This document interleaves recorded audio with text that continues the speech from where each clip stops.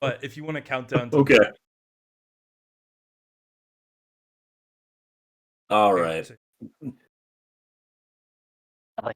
Okay. 10, 9, 8, 7, 6, 5, 4, 3, 2, 1. All right. Hello, all. Welcome to this very special Pokemon Day. Hope everyone is doing well. I know we're going to do our traditional couple minutes of discussion time, but I want to actually start this off just as like a casual conversation. Do we think this Pokemon Day was actually good? Like the presentations? I'm going to open it up to whoever wants to go first.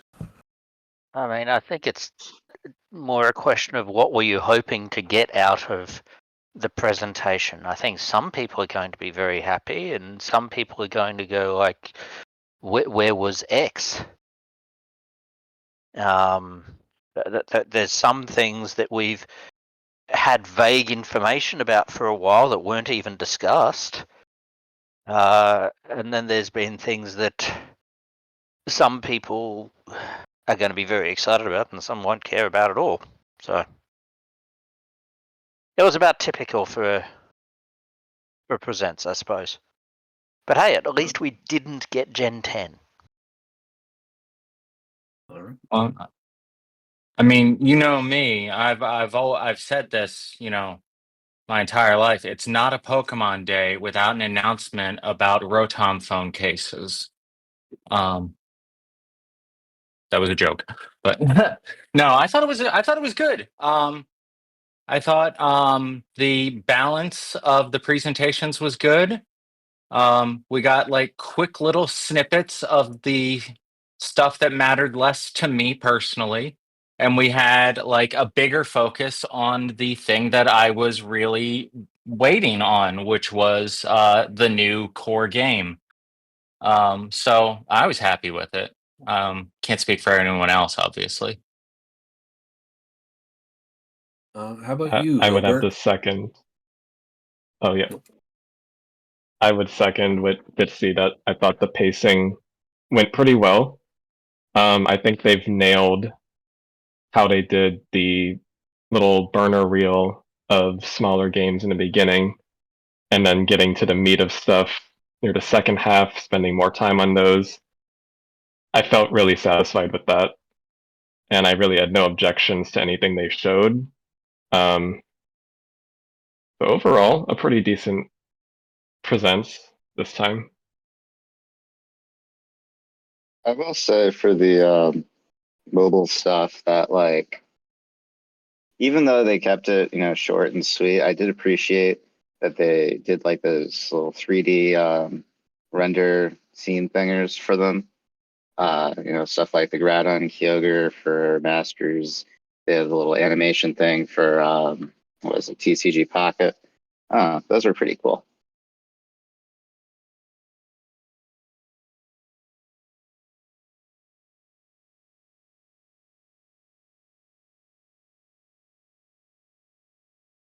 Yeah, I think there was a lot of passion put into this, but we can definitely kind of dive into this in a different sense. One of the things that I really want to emphasize today is we got a lot, but we're going to dive into that in our full discussion. Now, I want to, just for the sake of the cast, to officially start, have us introduce ourselves. I know we did a little bit of that, but we will have our pretty typical, introduction, who we are, what our roles are, and our icebreaker question.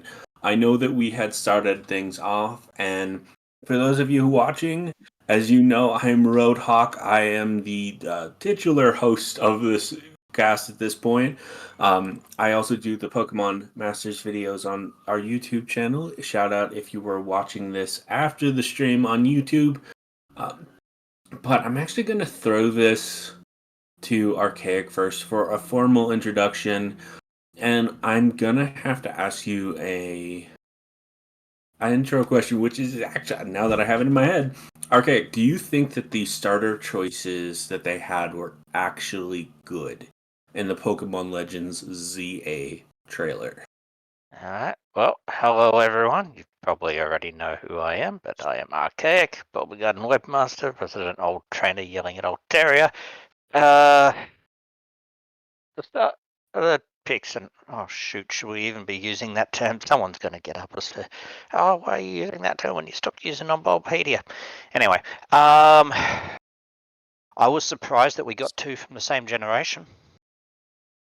But I think the other two, we picked 2 out of 3 Pokemon when we were doing predictions for this a while back. So I'm certainly not complaining. I'm just very surprised that they actually had ones from the same generation instead of splitting it up more. I think it's fair. I can imagine probably has something to do with the Johto starters that they've chosen getting so little love over the years.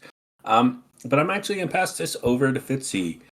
Please, once again, introduce yourself, give your role, and then also, same question. Do you think the starter choices were actually good in Legends ZA? Oh, well, hi everyone. I'm Fitzy. I'm one of the social media managers here at Bulba Garden and a constant nagging presence in other parts of our online community. You'll see me in our Discord server pretty much 24/7. And when I'm not in Discord talking about Pokemon, I'm having what I was going to say stolen from me by Roadhawk. um, I think that the choices of first partners for Legends ZA was perfect for the exact reason you said. They are species that need more love. I don't think there are Pokemon in existence that deserve more love than they have gotten than the Gen 2 starters and poor Tepig.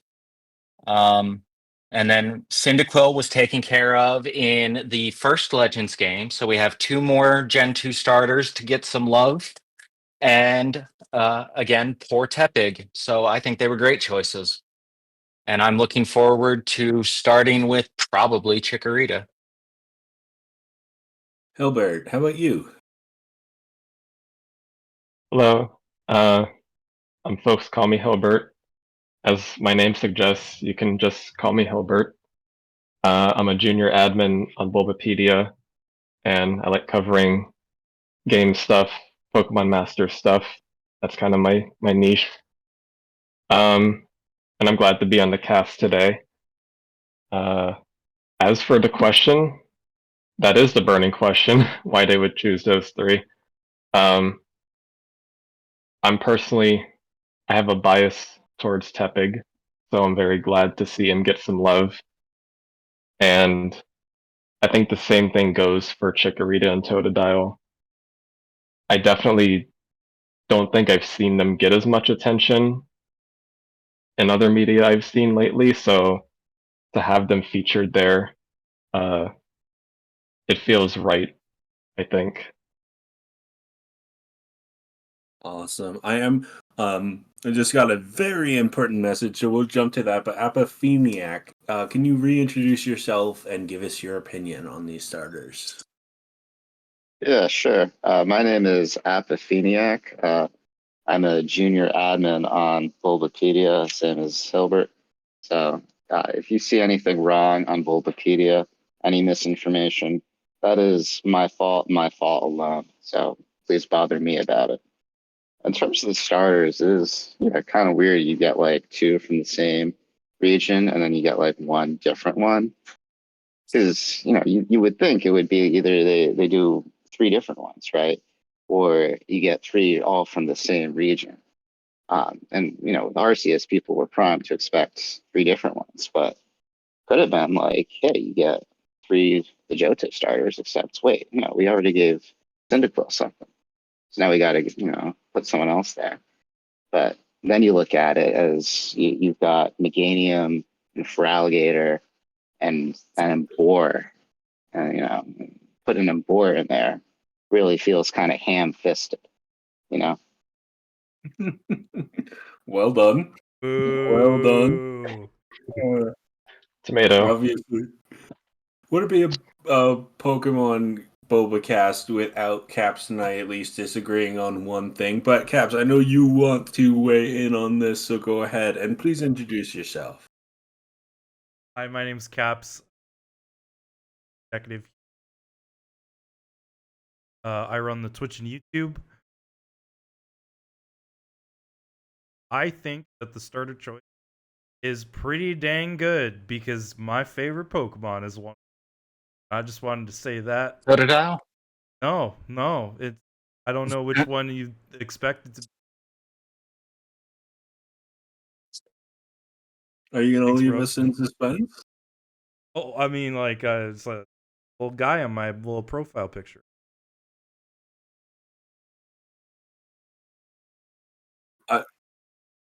I do want to throw just a way back. I think it was actually last year, Pokemon Day. I know Archaic was here, but we had actually talked about our opinions of the starters. I believe it was at least then. I know it wasn't this last one where we originally discussed it.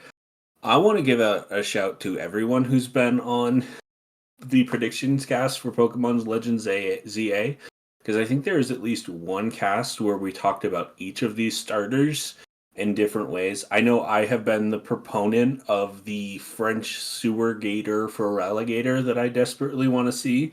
We have also highlighted potentially a French cook Embor, and of obviously Chikorita has been highlighted over time.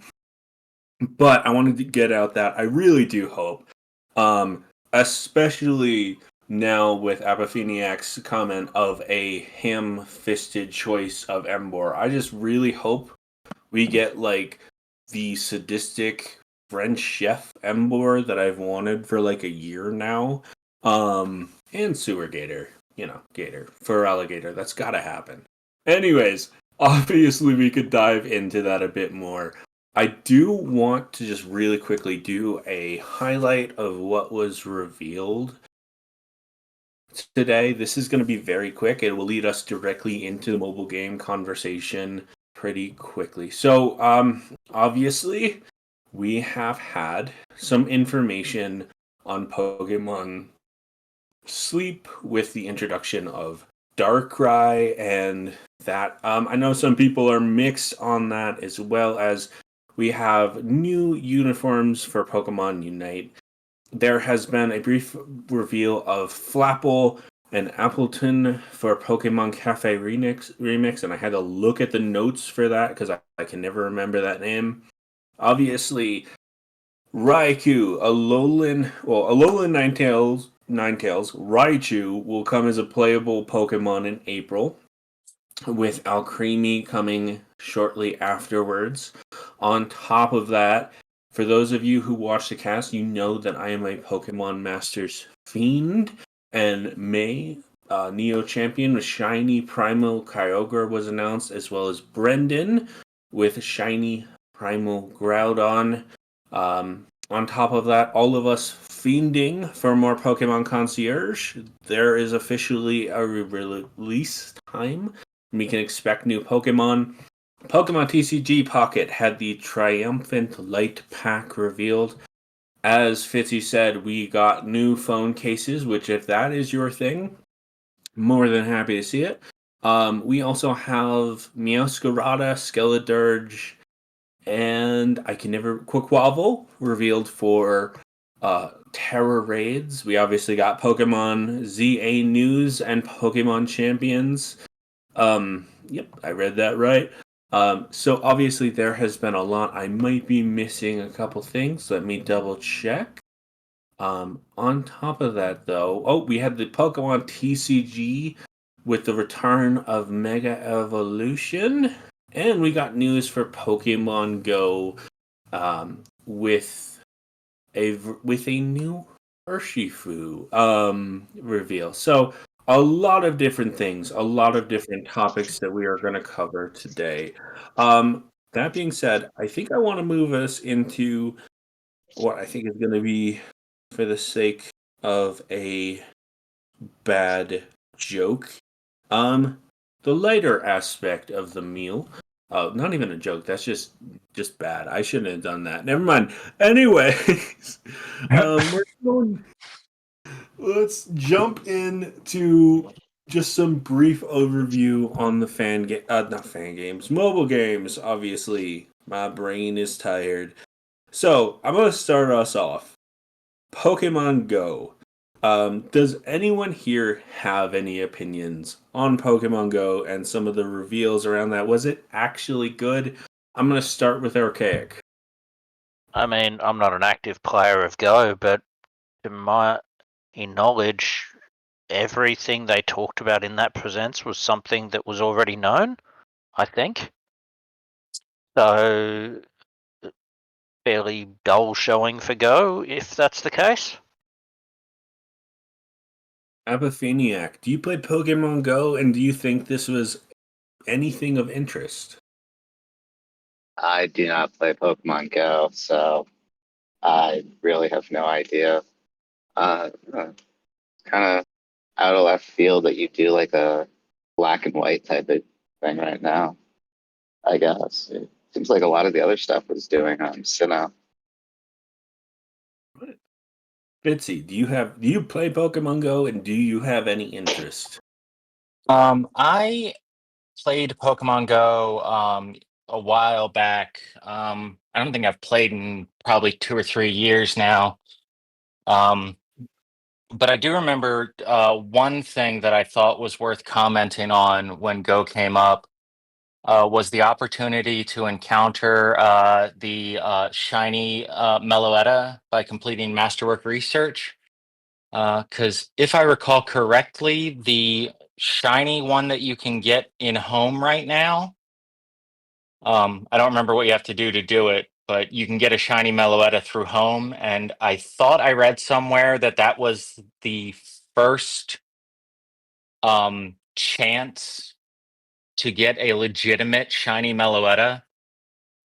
So this shiny Meloetta showing up in Go could be nice for players who really want a shiny Meloetta, but don't want to go through the whole completing a Pokedex with only naturally caught within the game Pokemon that they're doing for these shiny mythicals in home. So that might interest some people. It doesn't for me because, again, I don't play Go, and right now I'm still bedridden from an accident I had last year, so I can't even go out walking to play Go. But I thought that was interesting. Hilbert, any thoughts? Uh, I have not played Pokemon Go since I lost all my progress in my account about 5 years ago at this point. So most news that I see about Go anymore is like, oh, that's really cool that they added it. It's a shame that I can't really get into it after the crushing defeat of losing everything. But I think the most thought I had about this segment was, like Missy said, seeing the shiny Meloetta in there. And after having recently just gotten it from home for completing the Scarlet and Violet decks, uh, I felt, oh, that's a cool way to get it, but I've already got it, so I don't have a fear of missing out. But it's still cool regardless. And Caps, do you have any opinion on this? Unlike the rest of our analysts, I do play Pokemon. I said this on Ooh. mostly because there are 5 Pokestops and 1 gym that surround my apartment building. All I do is I go outside my apartment and I walk around the top floor and grab all of the Pokestops. Um, so yes, I do play Pokemon. I think that the events are interesting. One thing I did want to Apopheniac, I think you said weird that they're black and white stuff, where Gen 5, you know. they've been actually that pretty steadily on better part of like 4 months now. So although it is weird, it is not like because Go players leading up to a black, it kind of makes sense. Kind of like I did want to mention. Oh, good. I do want to move into something. I know I have a feeling Hilbert's going to have some opinion on this. Obviously, Pokemon Masters, the 5.5 year anniversary is quite literally almost, it's leading up. We are just about there. I myself am extremely excited. I know, Archaic, you've been on the Masters 5.5 year anniversary cast and anniversary cast before.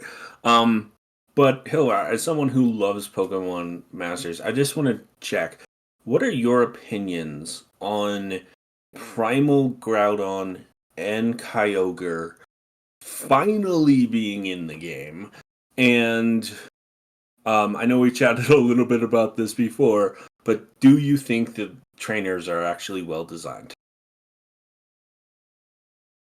I am going to say that it is about time that they got into the game in their primal forms. And as a side note, I'm also glad that the Neo champions themselves are making a return, given that the last new Neo champion event was back in July of last year. I believe it was July. And so that's good to see them come back to life after quietly being dropped. um, as for the character designs, for a Neo champion outfit, it seems pretty standard. I've noticed that a lot of the costumes end up, the default costumes at least, end up having this sort of dark, like black scheme to it, very sophisticated looking, which after a while I think can be a little tired unless they find a way to make it stand out a little more. But I think it's also a consequence of the primal forms themselves being black in their shiny forms. So it's fitting, but on the other hand, I feel pretty average about the costumes in general. And I will open this up to everyone for sure, but as someone who covers Pokemon Masters so much, I want to know, are you going for a Primal Groudon or a Primal Kyogre? Or both? Mm. Uh, Oh, This is for Hilbert, Gems. Sorry. really quick. I'll open it up to Oh, everyone else here in a moment. oh, sorry. My bad. Gems permitting, I would go for both, but given the other things that'll be showing up in the game in the later in the month, if I had to choose between one, it would probably be Primal Kyogre. Okay. And Fitzy, I know you wanted to jump on this. I'm going to ask you the same thing. Are you excited they're in the game, and what do you think of the design? Um, I don't know how excited I feel about them being in the game. I have a complicated history with megas, and then within the category of megas, I have a complicated history with the primal forms. But I loved uh, Horus, Omega Ruby, and Alpha Sapphire. They are some of my favorite games that have ever been made for Pokemon. So I'm always happy to see that version of Brendan and May. And I probably won't be doing too many pools because I don't spend any money on the game and I don't play all that much, so I have limited supplies. But I would love to get Kyogre between the two. Awesome. Archaic, do you have any thoughts on this topic? I mean, I think my thoughts have pretty much already been summed up. They look like the outfits look about what you'd expect for the for the Neo Champions sync pairs, you don't expect them to be quite as flashy as some of the others and some of the typical anniversary pairs we get. I am glad we finally got these primal forms in here, but I'm wondering how this is going to connect to the ongoing major plot. I wasn't expecting a swerve of Gen. I guess it's not exactly Gen 3 if they're primals, but I wasn't really expecting this to be able to link into that plot. But then again, I suppose maybe they're keeping the Neo Champion stuff separate from that. If I'm getting either of them, it'll probably be Kyogre. Yeah, probably Kyogre, but I guess I'll have to see just what skills and abilities they have. I'll only bother using all the free gems we've been getting if they actually give me something. That's fair. I mean, if you only get one, you're going to get the one the game gives you. Well, yeah, pretty much. Yeah. I mean, I'm just disappointed we're not getting something this anniversary akin to that anniversary Lily we got with Solgaleo. Like that was, for a freebie, that was overpowered. They could be saving it for the 6-year anniversary. Well, yeah, they probably are, to be fair. Yeah. Epiphaniac, any thoughts on this at all? Masters guy. Okay. All right, I'm gonna move us on then.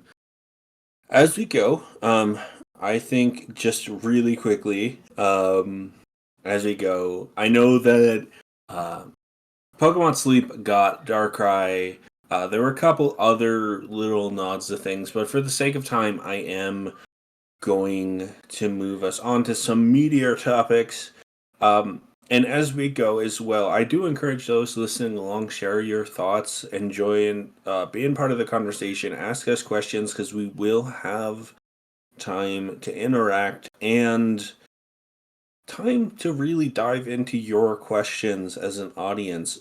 But that being said, as we move into things, I also want to touch on just really quickly the idea of Pokemon Concierge. I absolutely love that show. I've talked about it for a while. But if the research I found was right, the original season released back in December 2028, back in 2023. And I think that's a long time to wait. And I know Archaic, you were a big fan of that as well. And I kind of want to just throw this to Archaic just for the sake of time. Are you happy Pokemon Concierge is finally coming back? And do you think it seems like it has the same quality that we saw in the first season from the tiny bit we saw? I imagine it would. I mean, as much as I would have loved to have had this earlier, like I remember when I was a kid, the wait we had between episodes of Wallace and Gromit. Like, stop motion animation takes ages to do right. And if they're putting together basically a whole season of it, and not just one episode at a time, it's going to take a long time to put that together. So I'm not too, well, I wish it could have happened quicker, but I'm not too surprised that it didn't. I'm surprised that this info leaked out before the presents. Of all places, the official Facebook page for Pokemon Philippines put the information out. So I think someone's getting smacked for scheduling a post a day early. But yeah, no, I'm just glad it's happening. We need more like it. I've always thought that it was a shame that the Pokemon anime was so focused on one story when there's many different kinds of stories that can be told in the Pokemon world, and I'm glad that over the past few years we have been getting more and more things, even if they're mostly like short series. I think that's fair. So just to move on, for the sake of time, for the sake of consistency. Now we've talked about a lot of the smaller things. Unless I'm breaking anyone, just if you are dying to talk concierge, let me know. But I kind of want to move into what I think is one of the bigger reveals. Unless anybody has any thoughts before we move on. All right. All right. Well, I know that was quick. I just want to make sure we don't have too much dead air. Oh, it's Cena and Dexio. Cena and Dexia, Sorry, let us I know. love Jump them. in. No, in Caps playing X and Y on the video. I saw Cena and Dexio, and I love them. I got you. Sorry, I thought I missed something really important. All right. Yeah, no, All for a right. second I was going like, oh, geez, were they in the background of something? Wait, was they? No, but it'd be Okay. You awesome know if what? they're in the new Legends game. It would. For I do, sure. I do want to jump the gun a little bit because I was going to talk about Pokemon Champions, but I personally we can kind of break flow just a second. What was your top character reveal in Pokemon Legends ZA? Because mine was like the delightfully creepy, lumbering AZ, who just seems to be living his best life in Lumios. Um, who else had a top favorite? Hilbert, do you have Uh, one?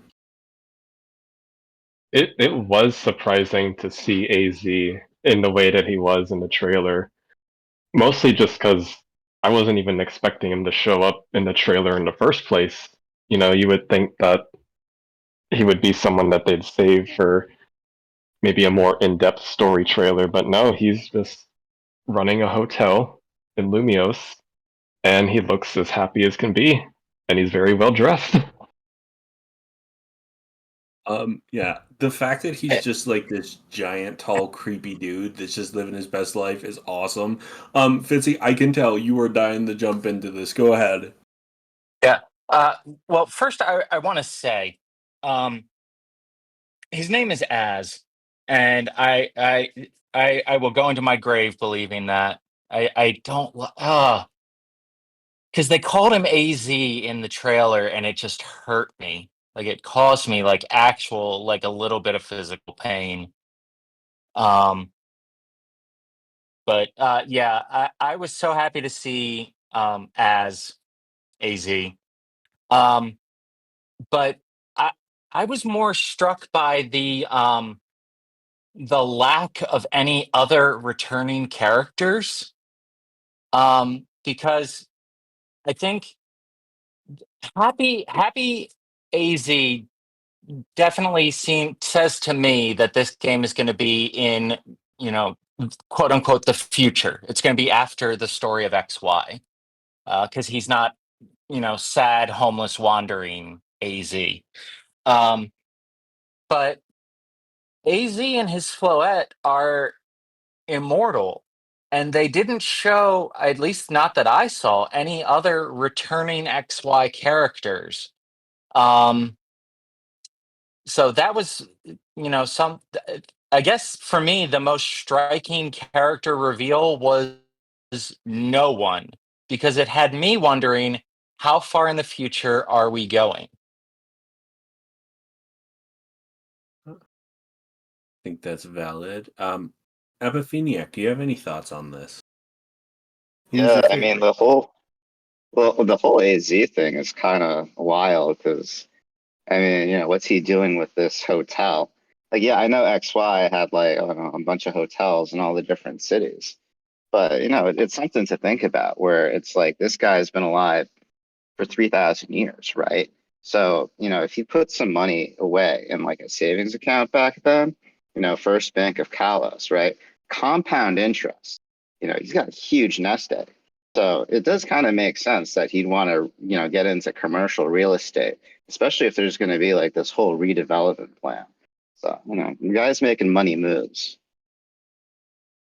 I love it. All right, Archaic, did you have a favorite character reveal?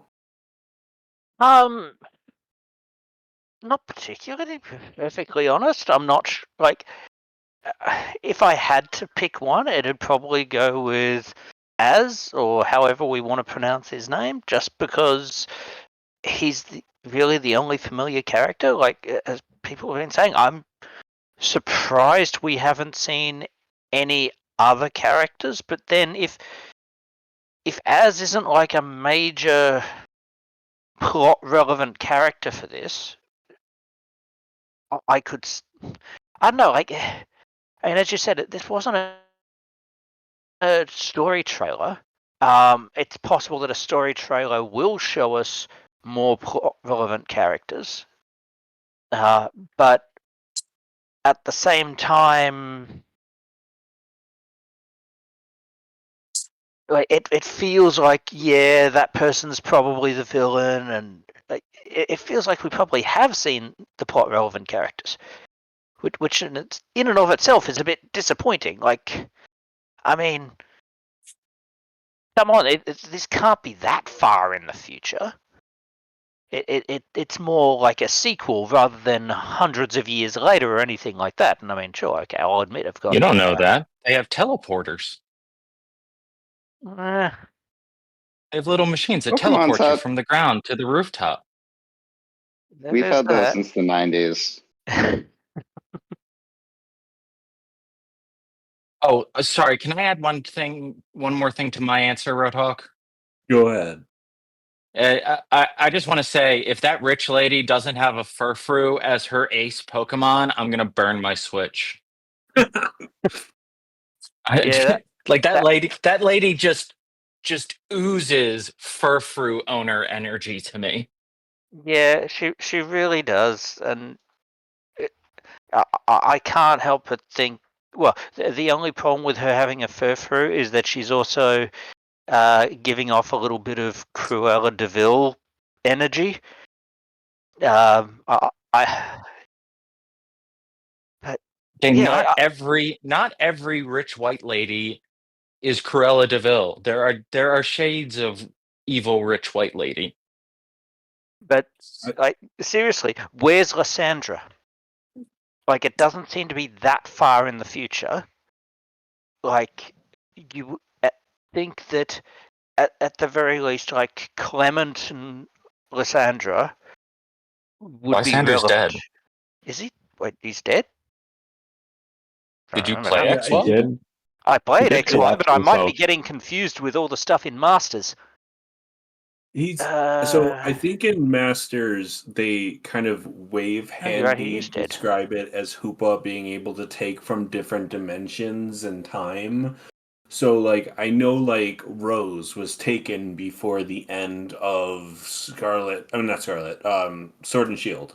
And I think like there were a couple things that happened. It's definitely a bit hand wavy. But I think at the end of X and Y when the like space ball goes up into the sky, it's like heavily implied that it wipes out everyone in the basement. That being Yeah. said, I don't think it's ever actually confirmed.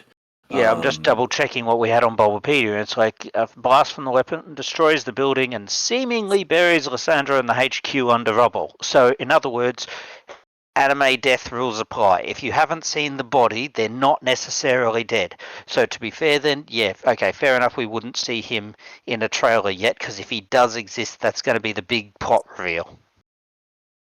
I do want to highlight just a couple things because Fitzy and I were talking about this earlier. I know it's a joke that might irritate some people, but if they, Fitzy and I were chatting and we were talking about Furfrou potentially getting an evolution. My dark joke for the Pokemon fan base that is, if it does, it would probably be bipedal.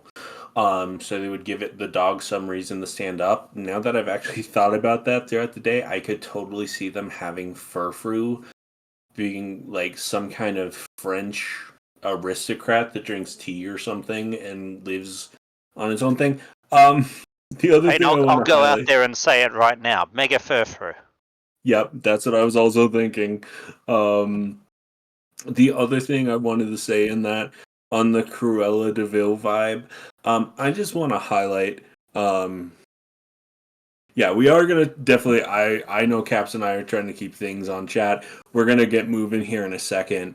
I just want to give a shout out to Legends Arceus and say I honestly thought about 16 of the characters were gonna be the evil bad guy. They did a really good job from making things be like, the professor who finds random kid who falls from the sky and puts him to work, and a lot of things. I think they did a very good job at making people kind of ethically gray in a lot of ways. That being said, I do want to keep us on track just because we are almost 40 minutes in. Caps, I know that you said that we have a really great question that can tie into this, though. Yeah, I just want to make sure that my audio sounds fine. Chat, can you tell me if my audio is okay? I'm gonna still talk a little bit and unmute. Like it sounds fine. All right, sorry about that. I just had some audio problems earlier and just wanted to double check. Yes, we did have a awesome chat question that went what's the word? Blended in really well with the previous question about characters. Are there any characters that weren't reviewed like to specifically that was Storm who asked that?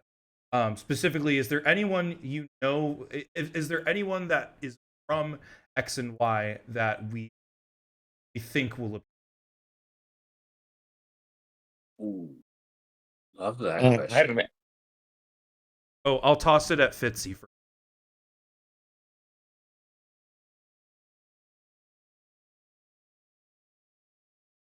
Is thank you. I was really hoping to see from the moment AZ was revealed. I was really hoping to see Diantha, because I love Diantha. I think she's great, and I think that she deserves more love. And going back to what we were saying before about the starters and the idea that the starters were chosen because they need more love. In that same thread, I would love to see Diantha get some more love because I think she's a really interesting concept for a champion that just doesn't get touched on enough. And also with the fact that she is a supermodel and a movie star, and Kalos is the land of style and fashion. I think her being present would open up a lot of opportunities for some alternative storytelling, maybe even a return of PokeStar Studios. So yeah, the one person who I didn't see who I really would have loved to have seen was Diantha. I do want to highlight that really quickly, Fitzy. I do think Diantha is a very underrated champion. I do want to see if it's okay if I can take over here, Caps, pass it to a few other people. Yeah, go ahead. All right. Archaic, is there a character you really want to see?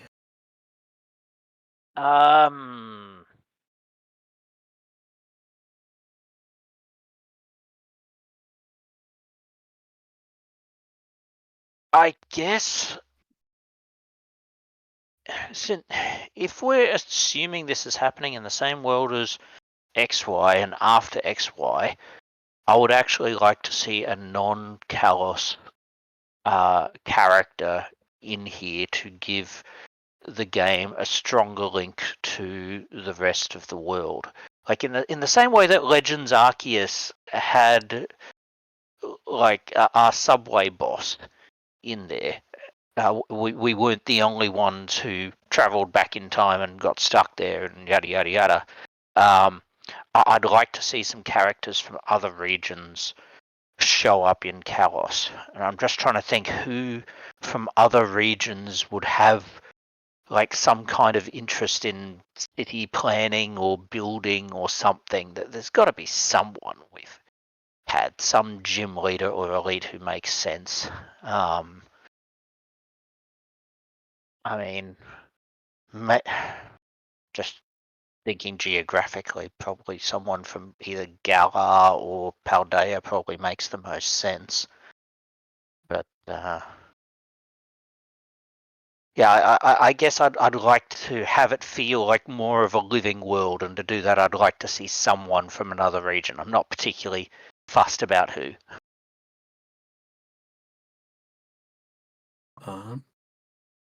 Apopheniac, how about you?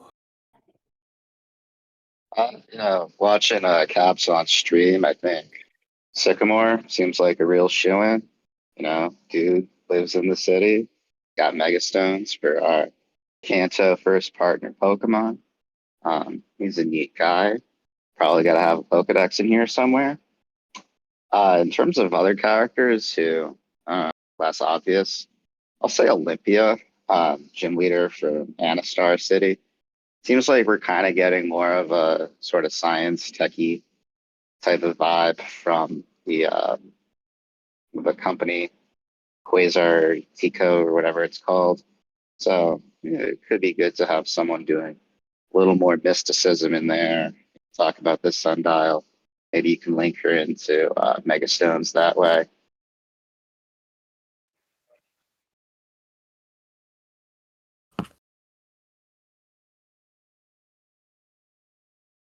Sorry, Go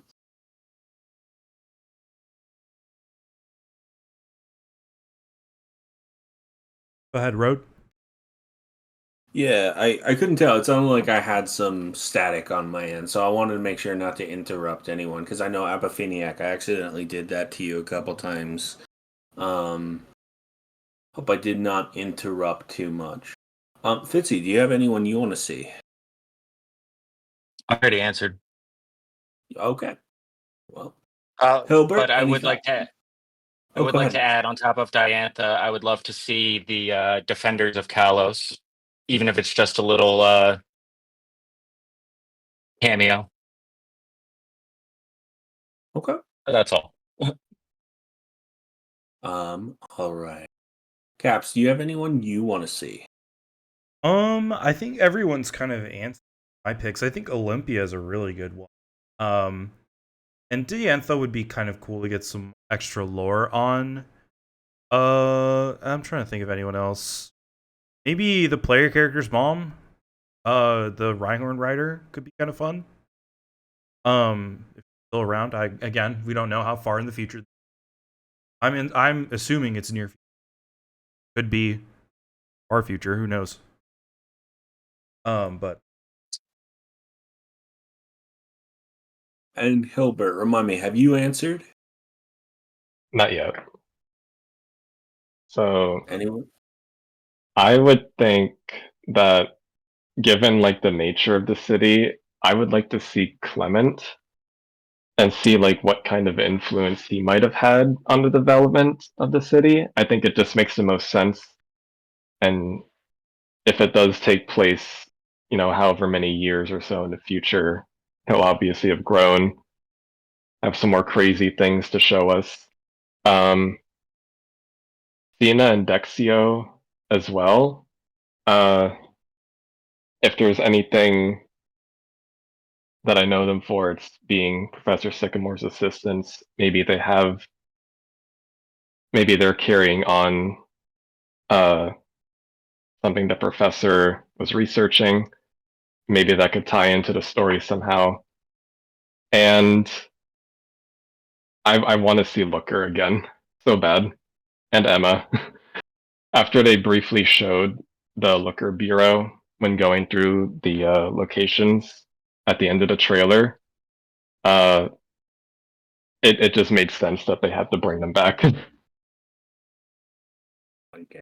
All choices I think that I would suggest. I'm gonna cheat a little bit. And I'm gonna say I want to see a couple people from Alola.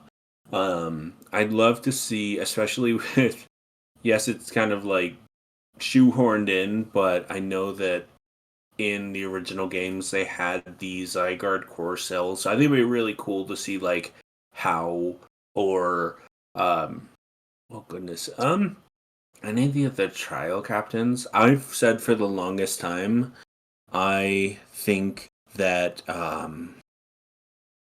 I think that we need to have somebody from Alola. I'd love to see an Alolan um, Legends game, especially based on like culture and how Pokemon behave.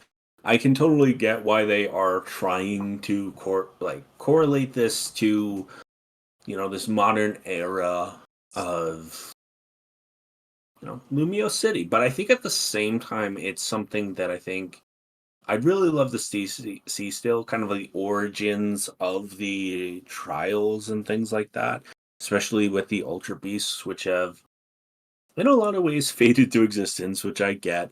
But I know we are also going to open this up to a couple chat options and a few comments that Caps has been kind enough to keep track of. Sure, is that my cue? Oh, absolutely. Yeah. Sorry if I was too No, subtle. no, you're good. Okay. So a couple of chat comments that I wanted to highlight, kind of on things that we've already talked about. Then we can go into some of the chat questions, which I think are really good. The first comment is from Polka Delta, who's talking about the starters from earlier. And they say the first partners are a bit odd, as has been said, but I'm not going to pass up a chance to have Totodile as a partner again. But with 2 being from Johto, I'm thinking that might mean no Johto game soon, which I tend to agree with. Unfortunately, I think Let's Go Johto might be dead. Big sad, but it is what it is.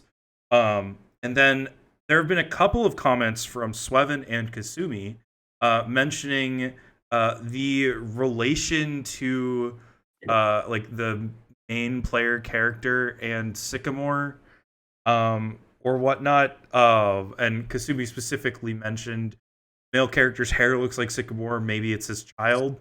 I don't know. Could be interesting. Maybe we'll get to. Maybe we won't see those characters, but we might get to see descendants, whatnot. You know, I don't know. Could be cool. And then I wanted to ask this question because multiple people have asked it, and it actually leads into our like one of the questions I had prepared. So both Colors and who else asked this? Norman's asked this. Specifically about the combat that was introduced. What do you guys think of the new battle mechanics that were introduced at the end of the based on kind of the small sample size we had? It seems like it's very much kind of a continuation of what was the core battle mechanics of Legends, at least for the big fights. So interested to hear what you guys say, and we'll start with Apophenia. I kind of could say a lot about this. I want to let other people talk first. All right, then I'll throw it over to Hilbert instead. I thought it was like a complete breath of fresh air to see something that wasn't just like turn-based combat and having it be more open and like interactive with the environment like Legends was.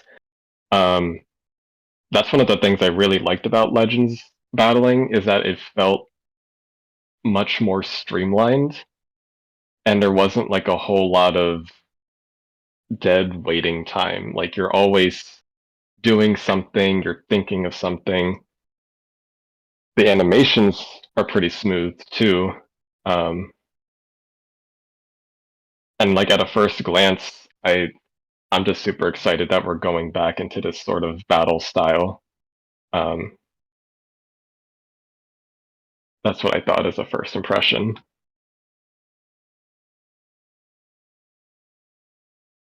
And then also, Road, I think you wanted to answer this one too. Yeah, definitely. So immediately, I want to highlight a couple of things. When I saw like a year ago that this was gonna be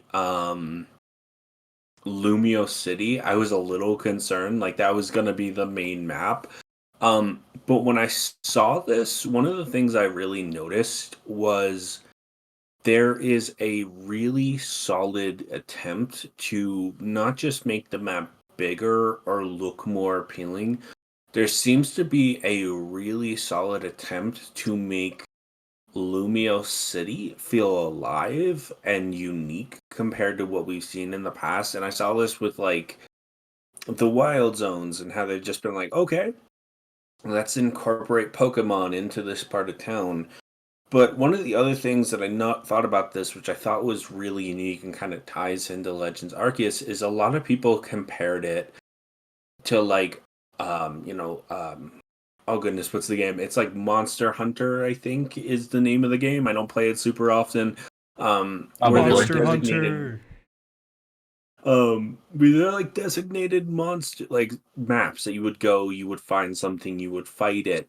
And the way that I think they've incorporated this kind of combat into the maps really well is I think like a step up in legend style in the sense that they're not just trying to make the map look good, they're not just trying to make it open. They're trying to infuse that sense of liveliness and like to a degree survival into Lumio City. Because if this is after the events of Legends X and Y, which it probably is, I could see how they would open up Lumia City to the idea of let's make this bigger, let's make it better, and let's focus on survival.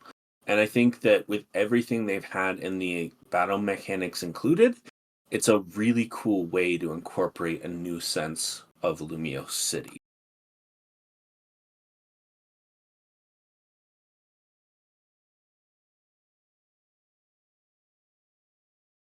Yeah, I think it'll be interesting to see how the battle mechanics kind of play into the gameplay flow.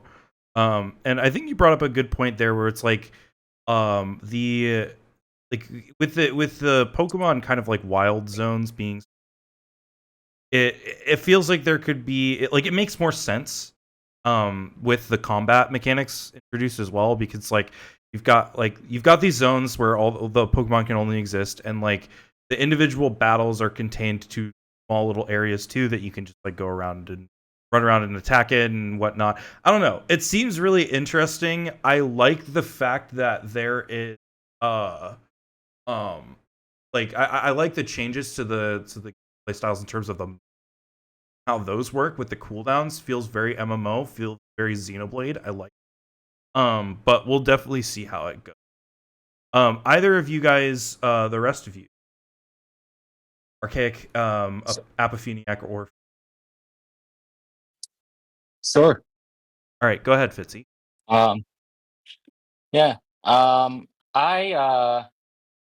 I guess I'm in the minority here. Um, I don't know how to feel about the whole dodging mechanics thing. But right now I feel kind of negative about it. Um, and part of that is, because I'm old, I'm getting old, my reflexes are shot. And thank you for pointing out that we're old, Joe. I saw that in the chat. But for me, I Pokemon has always been like a very low energy type of game for me. Um, it's one where I sit back and play it, and I don't, put a lot of energy into it. And I love that it's turn based. I love that I can take my time with it. Um, and that very much does not seem to be what combat in this new game is going to be. So I'm yeah. Right now I have mixed feelings that aren't positive about it. Fair. Different opinion, different perspective. I like it. Archaic, Apop, Last Jets. Yeah, you make a very interesting point about how this won't be the traditional kind of comfortable battling where you can sit there and think. Like I know people have talked about this kind of battling for a while. And they're positioning this as real time, right? But I do wonder if it's going to be more like a Final Fantasy style active wait thing, or I mean, if that's what happens, if it's like when your moves come up, then it's essentially pausing you while you decide what to do, and then you do that, and that starts you being able to move around again. I think that's fine, but if it's completely real time, that's well, I mean, Legends has been where they're trying and experimenting with new ideas, so I'm not opposed to it. But yeah, it would make it a bit harder. I think it would also, frankly, make it would make battles. I don't want to say skill based because it's not just about skill. But it's like putting it on the physical reactions of the player. Like I have no opposition to things that would make it more strategic, and I think positioning and like moves having range and so forth is a very very interesting innovation. But adding in like needing to make those sorts of dodges and so forth. I mean, I don't know, like to an extent, I guess Legends Arceus had that with the boss battles. And us having to physically dodge attacks that were coming in at us. But having to do this with not just your own player, but also with the Pokemon that you control, it feels like that could be a bit overwhelming. So Yeah. I did have we'll that have to thought see too. how that comes together. It'll be interesting because it's like I wonder if the Pokemon will kind of target on their own or maybe the right stick or something. It'll be weird for sure. I'm interested to see how they do that. Like I can't imagine that you're going to be moving the Pokemon individually. Like if they're going for realism here, which seems to be where they're going, there's not going to be like a psychic link between you and the Pokemon, so you might have to do. Oh, geez, that'd be even worse. So, like on your right stick, you might have a pointer for where you want the Pokemon to go, and then you've got to like press a button to direct them to go there.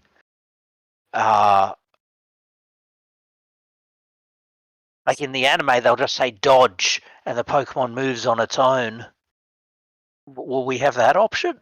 Like, I don't, it feels like there's still so much we don't know about how this is going to work, and most likely this game will succeed or fail based on how interesting and how usable this battle system is. Yes, I do want to kind of say remains to really be. quick. Go ahead, Road. Sorry.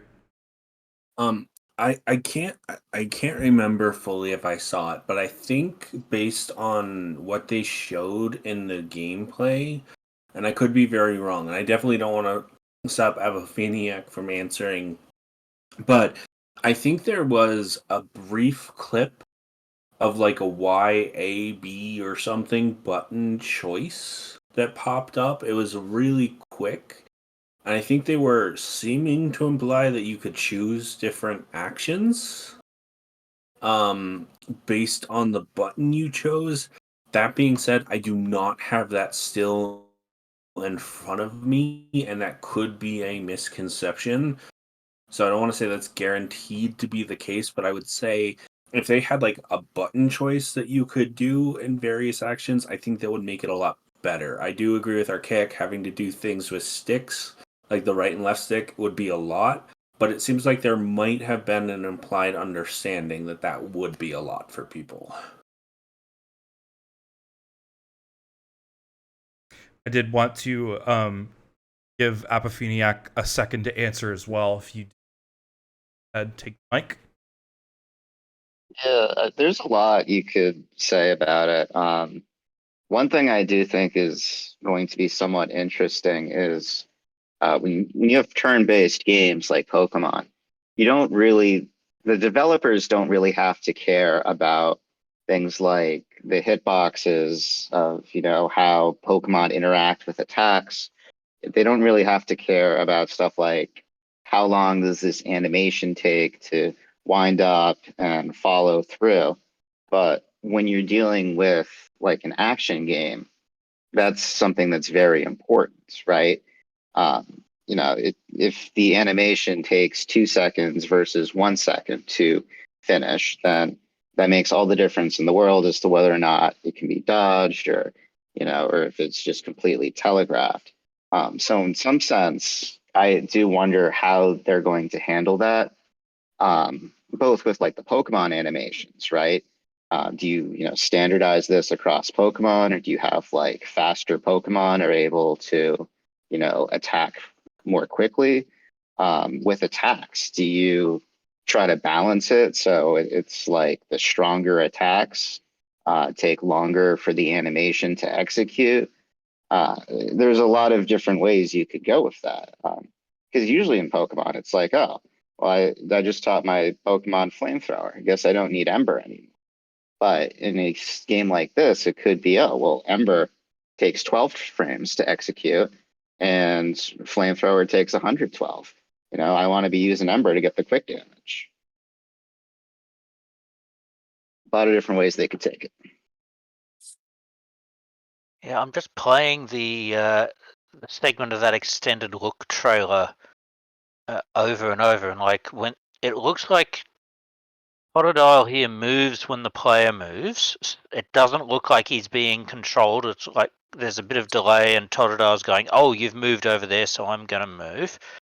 The thing when he activates Water Gun, though, there's like this targeting reticle that goes out from the trainer towards Totodile, and then the Water Gun activates. And it's like, is there a delay from you indicating the attack and the Pokemon like acknowledging the order? Like same one. We've got the Lucario. It's quicker because Lucario's right next to him, but there's definitely something that like goes out from your trainer, and there is like a targeting reticle under the ground that goes towards him, showing the order being made. And it is interesting to me that you would make the choice to have the trainer like physically present in the battles, because like in Legends Arceus, once you engage in a battle, it's like, yeah, your trainer can still get hurt, but like they're not going to aim for you. So if you want to get hurt, you kind of have to like walk into it, and you don't really want to walk into it. But in this game, you kind of have to. They don't just let you sit back and bark your orders. You're in the thick of it. I mean, I do wonder to an extent how much of this was maybe planned for Legends Arceus and had to get reworked, or I mean, I will say the fact that the opposing trainer does move in that first battle. You don't really see it because they're moving after you've moved to the side. But when the camera moves back, they've moved out of the way too. So okay, the opposing trainers are involved.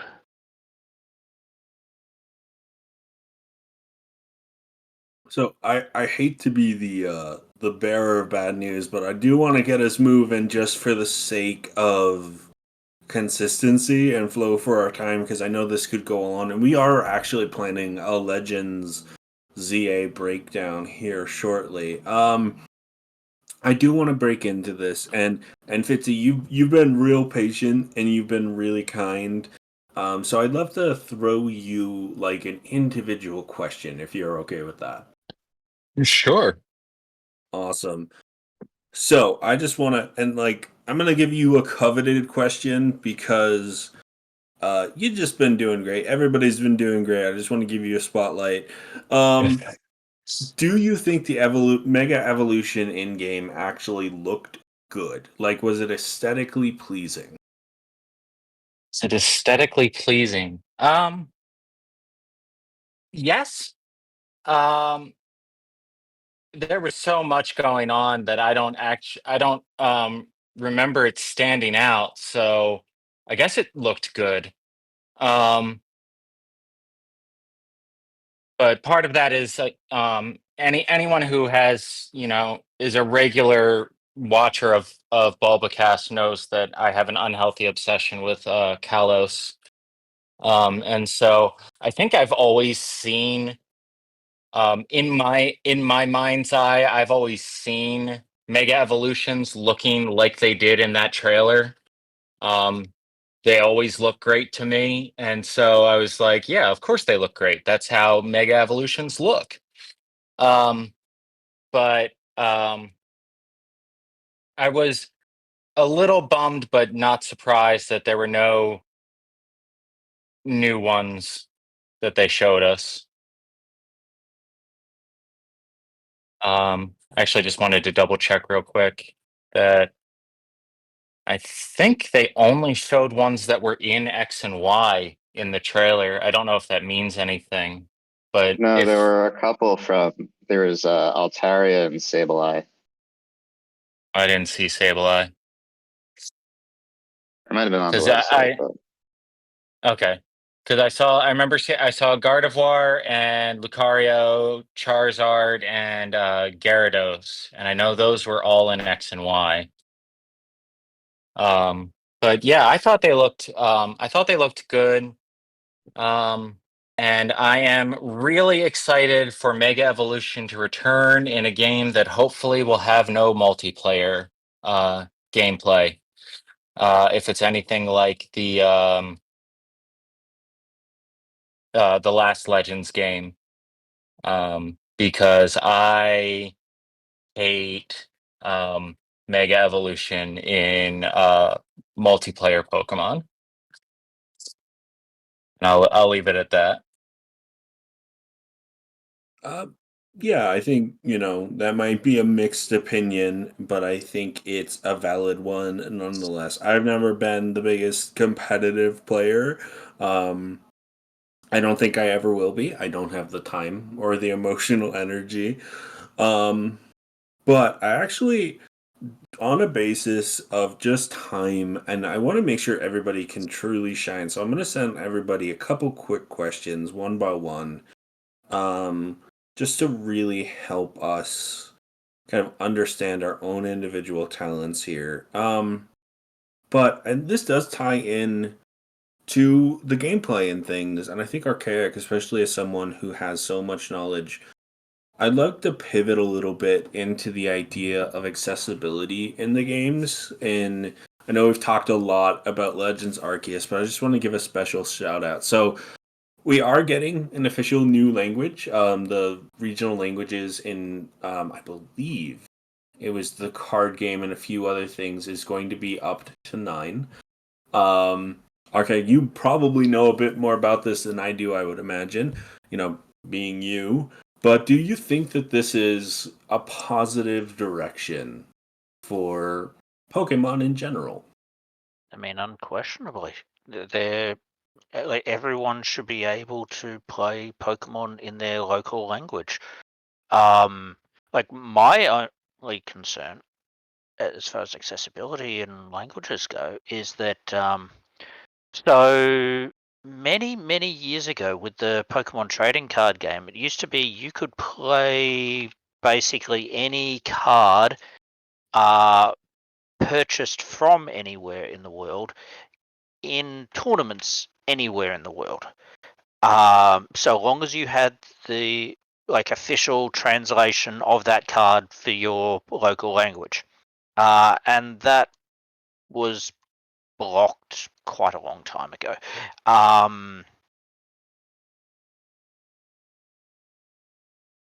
With the introduction of Latin American Spanish, my question would be, so what about people in North America who want to play in Latin American Spanish cards? Are we still going to have a case of this is America or this is Canada, so you can't play a Latin American Spanish card and you have to play English, or I guess Canada would probably allow French because of Quebec. Whereas in Mexico, you would allow the Latin American Spanish plus English because English has got to be allowed everywhere.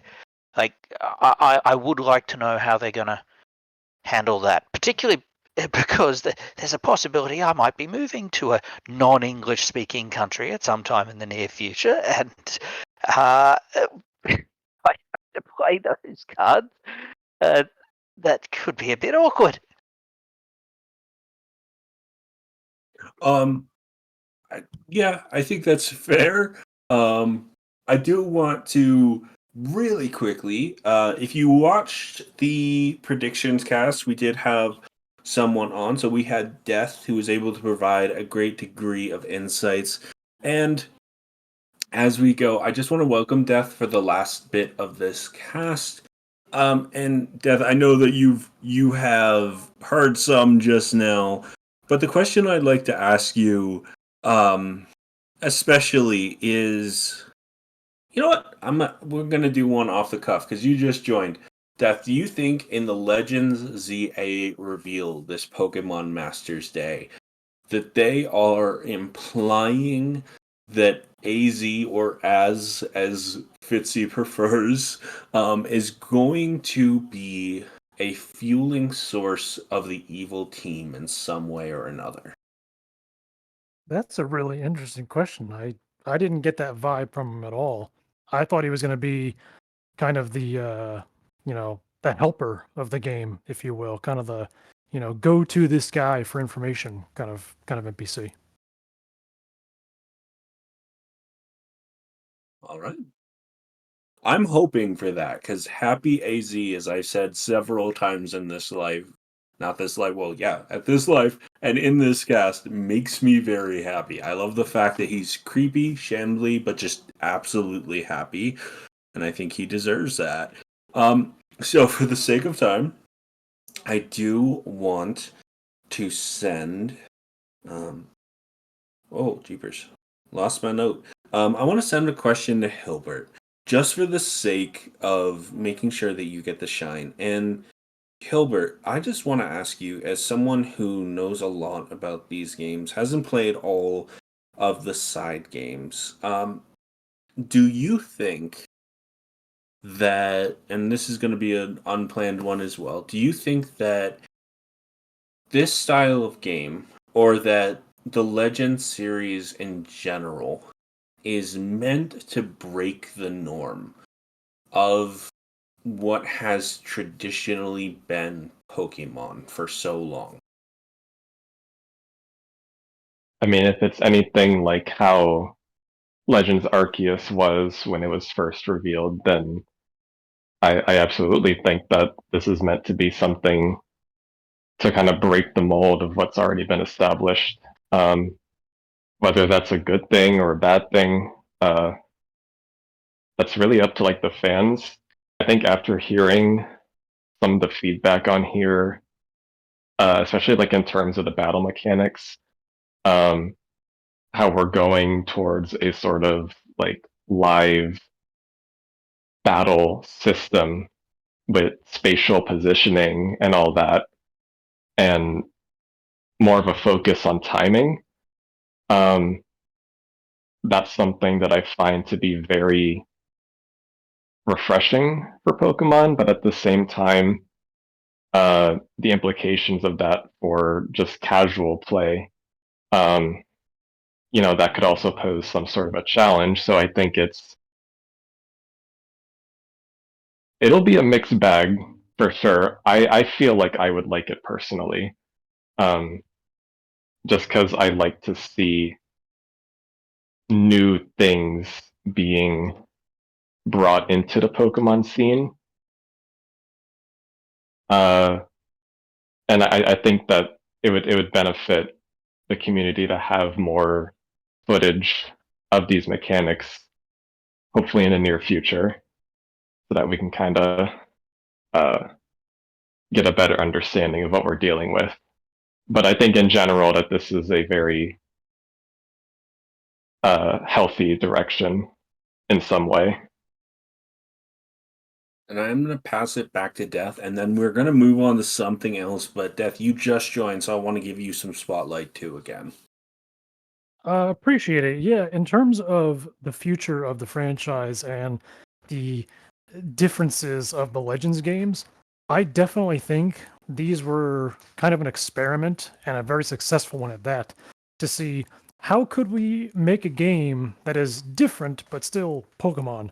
And I think Legends Arceus proved that they can experiment with it and the fans will respond. And this is purely my hypothesis, if you will. I think the reason that they released Legends Arceus in January, February, I can't remember what, I think it was January, was because they're like, all right, we've got our moneymaker is going to be BDSP. Let's release Legends Arceus after the holidays. Let's just see what happens. Let's see how the people react. I think that was partially why we got such an unusual release schedule there. That's just my guess, but I definitely think these were experiments that have clearly been very successful for them. And I'm really curious to get a hold of ZA and see what kind of things they've changed, but also still maintain from Legends Arceus. Awesome. And so, speaking of the future of the franchise, I'm sure we could do more and more on Legends ZA. Partly because this is, there was such a short bit that was discussed. I want to talk about something we really haven't talked a whole lot about, which is Pokemon Champions. I know, Fitzy, at one point you had said that this might kill Pokemon Showdown.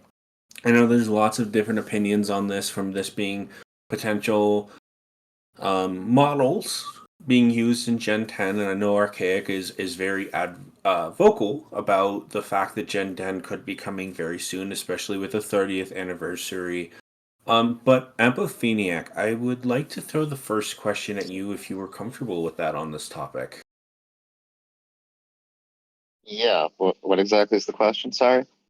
Yeah, so my question for you, now that I know this is one you're comfortable covering, as you seeing how you gave such great insights into so much on Legends Arceus, do you think that having a game like this that can be mobile and on the Switch, especially seeing how they're dedicated to not taking things off the Switch yet, um, do you think something like this is going to be beneficial for the community? And do you think that this may potentially kill things like Pokemon Showdown? I do think it's interesting that Champions showed in the little animated thing was Mega Charizard versus terastallized Dondozo. I think that's interesting because it does suggest it's going to go a bit beyond what they normally do with VGC, because you can't do that in VGC. Uh, so it does suggest that there's going to be some degree of it's not necessarily bound by the official rule sets. Where I think it might get interesting is to do battle simulators, you do kind of have to let players tinker with all of the underlying EVs and IVs and those kinds of numbers, which is something that uh, Game Freak has been very hesitant to do. Um, so I am curious to the extent to which uh, Pokemon Champions would limit your ability to do that, or if it might be okay, you can do like 252, 252 spreads, but if you want to, but it might say, well, if you want to do anything fancier, you have to bring in your own Pokemon. Um, I think that might affect how the game works and what to the extent to which it can displace Showdown a lot. Uh, we have seen in the past few years, especially, that some of the unofficial fan formats have been, losing some of their steam and popularity to VGC. So I think it's an open question as to the extent to which Pokemon Champions would enable that to continue. I do think one benefit may be that if the Pokemon Company continues uses Pokemon Champions as a way to sort of centralize some of the competitive scene, it may take some of the pressure off of the core series games in terms of how much they need to accommodate what they make available in game in order to accommodate competitive players. Because there are places where that kind of the need to provide all the different TMs and make all of the different power items and such available can conflict with, making a balanced single player experience. I think there's a lot of value and weight to what you shared. and I know, Fitzy, you very much want to weigh on this. I just want to kind of refocus it just because of things you've shared and the knowledge that you have. When it comes to this kind of game, this kind of focus, I'd kind of like to see where you think this style of Pokemon competitive can go, especially not liking the multiplayer aspect of Mega Evolutions. And this will That go was to for me. Fitzy. Yeah, it's for you. I I don't know. I think it could be interesting, um, especially since it seems like they will be mixing and matching the gimmicks, as players like to call them. Um, it can get into a weird balance situation because even on platforms, and I say platforms, I mean Showdown. Um, Even on Showdown, which has all the different combat gimmicks, usually you have just one or another. You don't often see them mixed and matched. So that could be really interesting, and I think it would be. I don't know. I think I'd enjoy it, because while I hate megas, I love Dynamax and I love terrestrialization. Um, in large part because they're not as exclusionary as megas are. I don't like how limited the opportunity to mega evolve is. Um, but while I have the mic, I did want to make a comment on a chat comment that I saw scroll by if I can, um, which was I saw uh, Colors mentioned that um, Showdown is going to be more than fine, and that exact comment is actually what worries me, for the sake of Showdown, um, because um, if Champions turns out to be anything at all like Showdown, and they lose or even think that they lose market share to Showdown, I think that they're going to bring the hammer of God down on that website faster than you can say copyright infringement. So I don't think that Champions is going to be a Showdown killer because it's going to be the most amazing game. I think it might be the thing to kill Showdown because it looks to me to be a lot like Showdown. Yeah, I think there's a lot of weight there. Though I know, really quickly, I do want to pass this over to Archaic. I know we were running low on time, but there's a couple of really great opinions I'm sure to be had, Archaic, with the models and things that you have expressed. Yeah, so like in some of the past and like a few other places, like that interview I did for Johto Times recently, I talked about how Game Freak was kind of like a generation behind a lot of other companies in terms of playing with HD games. Like they didn't have to really do that themselves until the Switch era, which is like missing a whole console generation where other studios had already been doing that. And so I said that, well, that's probably like fed into why they've had some of the graphical issues in Legends and so forth. And it just made me wonder, like, okay, so Champions obviously a much smaller scale game. It's only going to be about, well, that they don't need to like do all the story and everything, and graphics wise it's going to be very much just the Pokemon models and the attacks, and I guess what, a couple of basic arenas. um but this could be a way to help get them some of that HD experience that they need and give them more time to actually, well, devote a lot of time to working on Pokemon models and so on and so forth that can then be used in future games. So maybe we can potentially take what Champions is looking like visually as an indicator of what we might expect for Gen 10 when that eventually comes out. I don't know if I'm on the mark with this one, but it just seems like that they've needed to skill up on some of these things for a while. And if this is going to be something they keep, like, I mean, you made the point about how it has all the gimmicks. So if this is going to be something they keep generation to generation and they basically bring like all the world championship contests essentially into Champions instead of having it in the main series games, then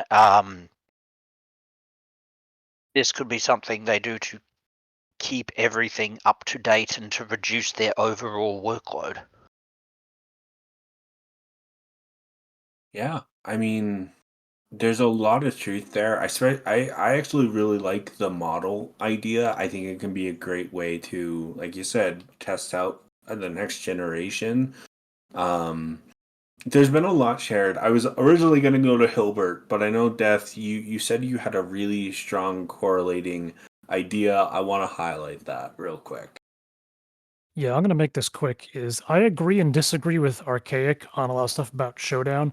Um, the long and short of it is that I don't think personally it's gonna be nearly as big and flashy as everybody seems to think. I've seen people saying it's the next coming of Stadium. I don't think that's what it's gonna be. I think it's gonna be a very basic battling simulation where you can battle whatever Pokemon you have in your PC box with your friend's PC box. Um, and on one hand, I agree that it's going to be fairly straightforward. On the other hand, I don't see this thing being that fancy. I could be wrong. I just don't see it being as extravagant as people are saying it is. That's just how I'm perceiving it. I mean, it's more a battle revolution than a stadium, isn't it? It might become more of a Yeah. stadium in the long term if they continue to develop this. Though they can add in bunches of features, but yeah, we should expect it to stay very focused on the battles initially. Exactly. I just don't. As much as I would love to have us come back with the Poke Cup, Little Cup, Gym Leader Tower, that kind of thing, I'm not seeing it. At least not now. And with that, there's a key word there that I really want to highlight, which is the idea of home connectivity. And Hilbert, I know you shared that you had some thoughts on the home connectivity. Are you still willing to share those? Yeah, I think when we're talking about how the simplicity of how Champions is going to function as like a battle simulator, um, I just wonder how much of it is going to be entirely player initiated, like in terms of, is it going to entirely be based on what the player um, has in their boxes and home? Is there anything in the game that's going to be more supportive of players that maybe don't have the same sort of accessibility that some other players might have? Because I know that they briefly showed that Pokemon that you have originally obtained in Pokemon Champions cannot be deposited in home, so that got me thinking what sorts of content that they would provide in the game itself, other than what the player has to provide personally. I think there's a lot that has been said in general that makes it really makes this a valuable conversation. It's something of worth. Obviously, we don't have, the insight to the future. I was actually just thinking, based on what Hilbert said, everyone said, and I'm wondering if for now, the intention is just, well, I'm pretty certain at this point, the intention is just as a battle mechanic system, partly to reduce cost, but also to see if this is sustainable, just based off of what Pokemon has made off of mobile games. I know I've said it in the past, um, and I know it's not popular with everyone, but it definitely seems like Pokemon wants to move more and more to mobile games. Yes, they've had a various degree of success. Some have been less successful than others, but especially with Pokemon Go and Pokemon TCG Pocket, the amount of money they've made them, they probably view it as the most sustainable option for new ideas.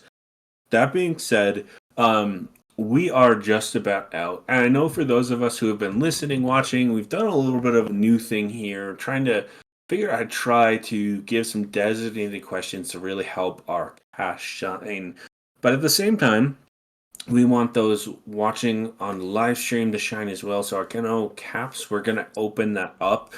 And for this thing, I really want to end with the Twitch questions, highlighting these great ideas if we have any. I'm sure we do. And also, just really quickly, I want to say, for those of you watching on YouTube, I'd love to know your favorite reveal from Pokemon Day this year. But with that, Caps, I will pass it over to you. Yeah. So before I get to the last question, I'll go ahead and comment on a couple of things. Ryoma Maser, who is one of our Discord users and forum users, commented earlier saying, "My major concern is the wild area like zone. So I kind of hope there are a few areas outside of the city at least. I wish we could see Lovera in these graphics. I think that unfortunately, it seems like they really are trying to keep those. It seems like that was like kind of the main focus throughout the presentation, focusing on Lumiose. And then they released the map of the region, which literally Lumiose. Granted, it's big, but it's still just Lumiose. So I think the chances of us going outside the city are relatively low, but it would be a cool thing to be able to. And Death, I think you just you have a comment on that comment. Cut that out. Yeah, really quick is I agree that I'm also hesitant how they're going to do this whole zoning thing. And I do want to, there's one thing that came to my mind immediately is where are we going to find like ice types? Like there's nowhere in this city that ice types are going to be happy. So I'm kind of wondering how they're going to figure that one out. That's all. Fridges. Yeah, it's a good question. I mean, I think that there could be, it seems like the wild areas, right? And again, this goes to the point. This is the near future. We have the technology team, right? So I'm wondering if like a lot of the motivation behind the little mini wild areas is essentially like we can customize it to be whatever sort of climate we want it to be for the safety of the Pokemon, and so that way our city can be integrated with Pokemon. And I mean, like, comments in the chat about fridges, lol. Like, no, seriously, maybe they put like a cold storage-esque place in the wild area for, ice type Pokemon, and then boom, you've got something that contributes to the redevelopment, the redevelopment process, making sure that it's like, integrated with Pokemon, and also contributes to the well-being and the commerce of Lumiose City, because that's where you store all your cold food and stuff. So it's compelling. We'll see what happens, but yeah, it's a good point. We don't know what will happen to the poor All I'm going to say is Cubchoo. I say if they do that, that's going to feel like a cop out to me unless they do it really, really well. I mean, that's true. It's just I wouldn't be surprised if they did do the cop. Oh no, they can absolutely do a cop out. And then another thing How's that a cop out? Another thing I wanted to just, highlight was have cold storage out of nowhere.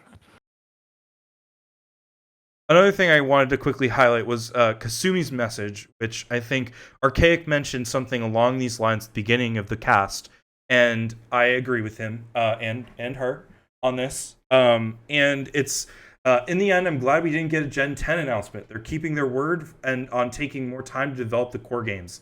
I think that is the biggest takeaway from this presents. I agree that it is awesome to see that they are taking their time with Gen 10 and really kind of focusing on keeping Scarlet and Violet relevant as well with new events, and really trying to experiment a little more with stuff like ZA and the new combat system in those games.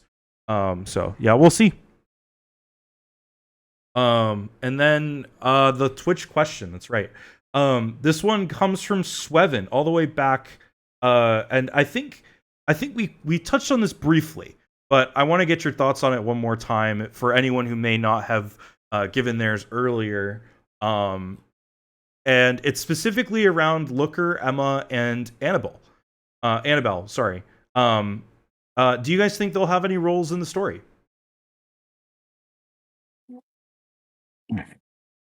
I'm gonna jump in with I hope so.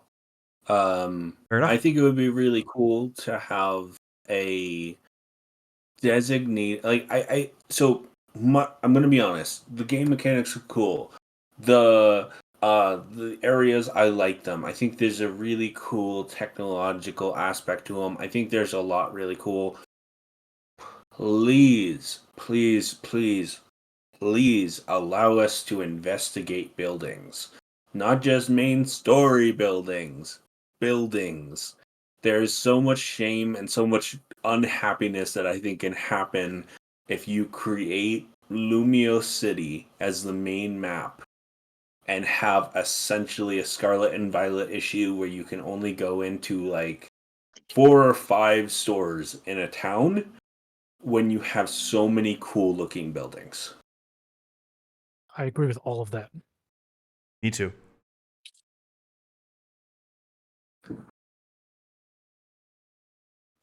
I will say, for a sign of hope, I think that's part of the intent of doing. Again, I can be completely wrong. I think that's part of the intent of doing Lumio City, especially because in the original X and Y games, you can't do a ton in Lumio City.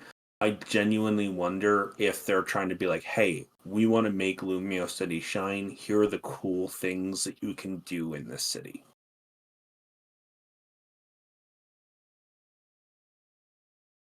I think given how detailed the map is, it's very entirely possible that they want to show off more of what you can do with the environment. Do you think we'll get Rhyhorn racing? Please, for the love I of hope God. so. You can go outside the city limits. We could have an underground Rhyhorn racing ring. I'm Oh, still waiting for my Rhyhorn racing. You know, actually, You here's go a point. Here's a point. So, this is supposed to be centered around the redevelopment of the city, right?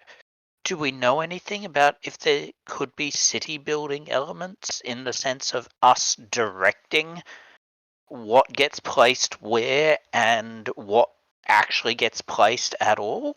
So, like, maybe it is possible that we will set up a racing area and maybe it's optional. Like, I don't know. I would love that, but I'm going to call it now. There's like a next to 0% chance of that happening. I think that if something like that were to happen, it would be more akin to it would be more akin to the city rebuilding in Colony 6, Xenoblade 1, where you can choose to rebuild certain aspects of the, or in this case, improve certain aspects of the city. And based on that, you can get different items or different maybe Pokemon encounters or like I don't think it'll be that expansive. Like I don't think that we're gonna have full mini games locked behind that, but I can see it happening for sure. It's a cool idea. Just to add to that really quickly, Caps, because I think you make a really good point. Several of the wild zones that they showed had a number next to them. So I wonder if there is some element of like building or bringing people in, which I really would have loved in Legends Arceus to like bring people into the town. I wonder if you have like certain check marks that you have to do, and those will kind of act like badges, and maybe you'll have an alpha that you have to stop in those areas. But it'd be really cool if they made harder areas to get to easier the more you invested in the people and the town itself.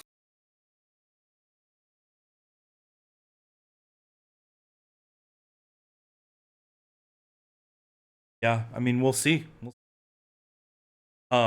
Anybody have any other comments on Sweven's question about Emma?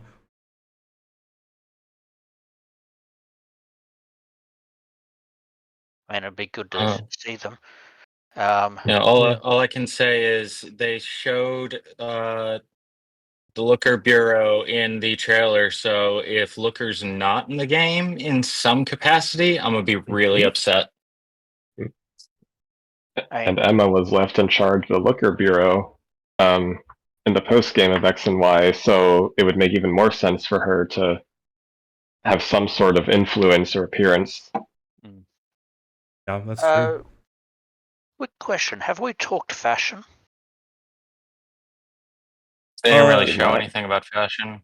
Yeah, Well, they haven't. I mean, maybe we besides can the make that our main outro. character wearing a I mean, main character's fedora or whatever that hat is really ugly, and I just hope we can change it.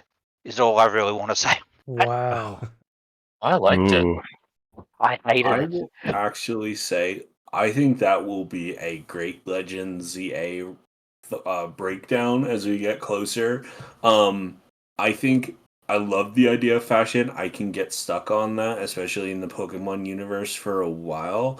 I just want to see, Caps, do we have any last thing we should highlight? Like any comments? I don't see many people commenting about Rhyhorn racing, suggesting maybe we should have Skiddo or Go-Goat racing instead. We'll see, I guess. I think it will be much more likely to be Rhyhorn racing because that's like of X and Y. Well, not the whole shtick of X and Y. The whole game isn't revolved around racing, but like they mentioned it more than once in those games. Um, and then Kazumi says, Because your mom's a Rhyhorn racer. Kasumi says, imagine a literal child deciding on what goes on in this. And you know what? I agree with her. That'd be really funny. Yeah, that's all the comments from chat. There have been many more, but those are the only ones that I've. What if the whole city planning thing is similar to what was it, Heart Gold Soul Silver, where you could like shuffle the Safari Zone around? Or I can't remember what game that was. Oh yeah, no, that was Heart Gold. What about Black and White with that that union? What was it called again? The shopping thing. The Black Join City. Avenue No. and Black City. That's Or Join Avenue. Join Avenue. Oh Join yeah, Avenue, yeah, that's Join Avenue. Black 2, White 2. Mm-hmm. Yeah. I don't know anybody that actually did that. So I mean, think I this is- tried, but I mean, Go ahead. I couldn't do Join Avenue and Street Pass at the same time.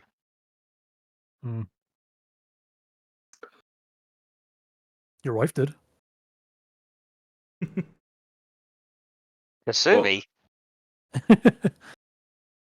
On that note, we're gonna do outros. I think I have a rather tough outro question because based on this part of a two-part thing, I want to make this as tough as possible. But I'm gonna ask everybody as we go to do a outro. Once again, let everyone know, just in case they're new listening, anything, what you're doing and how.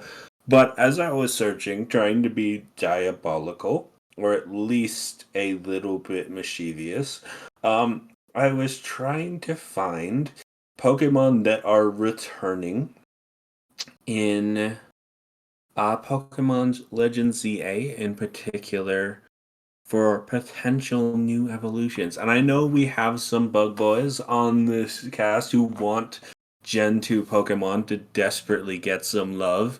But I'm actually gonna start with Archaic because I know in the past you've talked about Pokemon, particularly Gen 2 bug Pokemon that need an evolution. But with it appearing like Ariados and also I'm gonna throw this in because I am completely biased. Um, would you want Ariados to get an evolution, or would you want Garbodor to get an evolution? And please let us know where we can find you. If I had to pick between those two in the context of Legends ZA, I would actually go with Garbodor, because I don't think France has really nasty spiders in its cities, so I don't think it would be thematically correct. If this was an Australian region, yes, I'd go with the Aridos. And as for where people can find me, Bulbagarden, easiest place to find me. Bulbagarden Discord, Bulbagarden forums occasionally, and occasionally on the Bulbagarden Twitch channel. I need to start streaming again, but I haven't decided what I'm going to stream yet, so that'll happen sometime soon. So, Apophenia, can you go next? Let me know which you would prefer to have an evolution, Ariados or Garbodor. Yeah, they gave Garbodor the Gigantamax form, so I think it's Ariados' time. You know, the little guy's been grinding, hustling for many years now, so it's well deserved. Uh, Outro, yeah, I'm a Bulbapedia Junior Administrator. So if you log on to Bulbapedia, you can bother me about whatever it is you dislike about Bulbapedia. And I might even listen to you.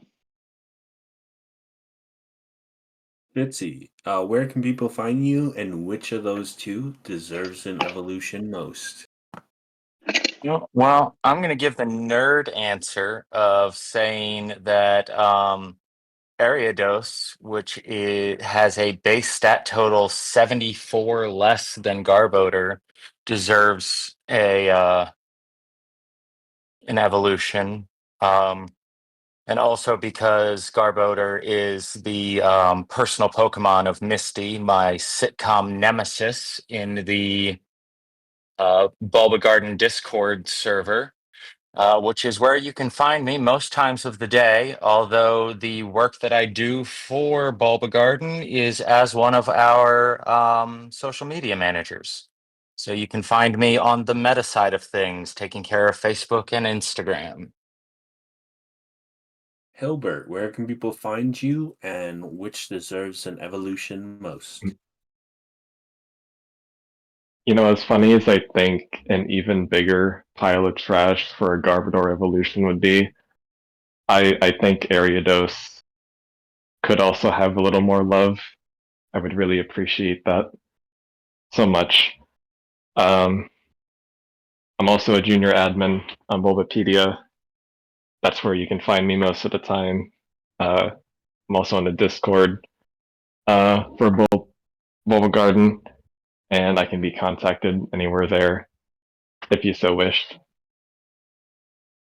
Some death. Where can people find you, and which do you think most deserves an evolution? Folks can find me on Blue Sky at Magdadeath, here on Twitch at Magdadeath, and I might even be coming to the Bulbagarden channel potentially on Friday nights. Still working on the finer details of that with Caps. Hoping to finish off the Pokemon Yellow run I started during the charity event. As for the opinion piece, well, it's going to be Ariados all day long because that poor guy has been useless since the day it was created. And I'll even extend the question and say that Ledian needs help too. Both of our Gen 2 bugs desperately, badly, ridiculously need additional evolutions. I will ask you to go out first, Caps. I'll do my last after you. Sure, sounds good. Thanks for having me on, Road. My name's Caps. Once again, guys, sorry about the audio issues throughout this cast. Hopefully we can take a look and address them perhaps. Yeah, I am like I said, the executive here at Bulba Garden. You can find me on the Twitch channel here, on my personal channel, which you can find in description below, and also on the Bulba Garden forums, where I also serve as an admin. And as for which I want as an or which I would want to get an evolution, Ariados or Garbodor. I love Garbodor a lot. I think he is overhated. But I think I have to go and agree with Fitzy's answer on this one. Ariados simply just needs more love from a stats standpoint. So even though I dislike Ariados, I will have to pick Ariados. And I'll throw it back to you, Road. And I'm going to say I am Roadhawk. Obviously, you can find me here as the host of the BulbaCast. We will be having more of these soon. Some very cool ideas coming up, including more Legends ZA discussions. You know what? I'm going to jump on the Ariados train just because I think Garbodor is a good guy all around. I love the fact that in the trailer, they just had him chilling, and it was just a mound of garbage in the middle of an alleyway. Makes me super happy. Plus, I have to agree on a comment being made about Gigantamax Garbodor, and I love the fact that he is just a large trash island. Plus, I've actually found a lot of use for Garbodor over the years, and I have not used Ariados, I don't think, ever. So, that being said, give him something more, although I can appreciate Archaic's comment on we need an Australia region for that exact reason. I do want to say thank you for listening, joining us in this conversation. I know there were audio issues, I know there were some slight interruptions from time to time, but I also want to say thank you for joining in, having these awesome conversations with everyone around us. All of our casts continues to be amazing. That being said, we wish our audience and our cast a wonderful night and a calm, restful weekend. Wishing you all the best. Bye.